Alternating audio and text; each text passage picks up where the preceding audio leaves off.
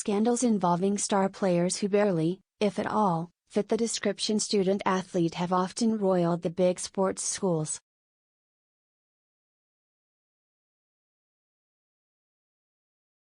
A decade ago, UNC opened its season under a cloud, as whistleblowers and reporters had dug out the story that many football and basketball players over decades had benefited from fake courses and help that amounted to cheating to keep them eligible.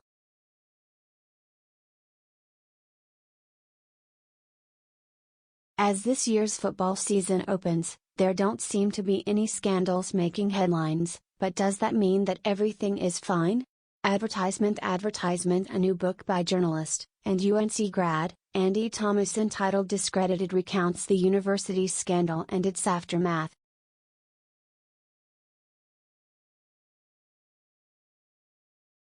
In today's Martin Center article, I discuss the book and consider whether the student-athlete model is defensible.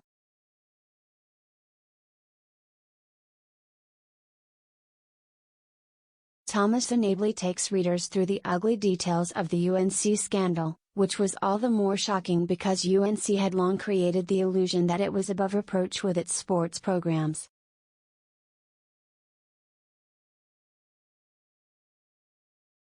Its Carolina way was supposedly pure.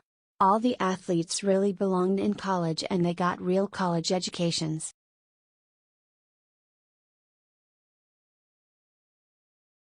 But that wasn't even close to the truth. When the story broke, UNC first went defensive, pledging to get to the bottom of things.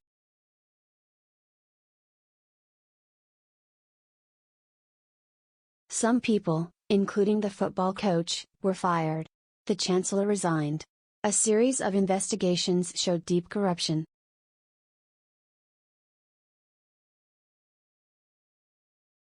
The university feared severe punishment from the NCAA and repercussions from its accrediting agency.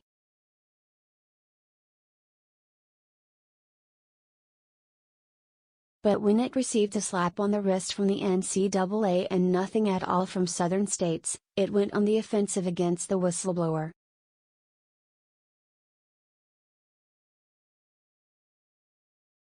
Advertisement UNC promised to be good. No more admitting of players whose academic level was at a middle school level, no more cheating to get them through their classes.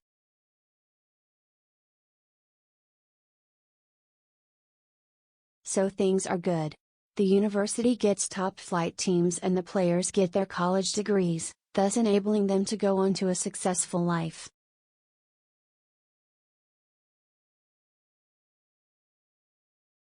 But there's still trouble. Many of the players are still very weak academically and get degrees that won't do much for them in the job market.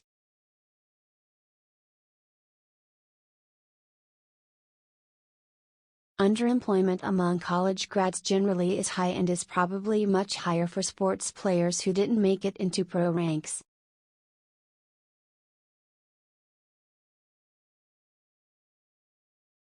College education is oversold as a means of making it in life, and that's particularly true for academically poor students who are so busy with their sports that they couldn't devote much time to coursework even if they wanted to.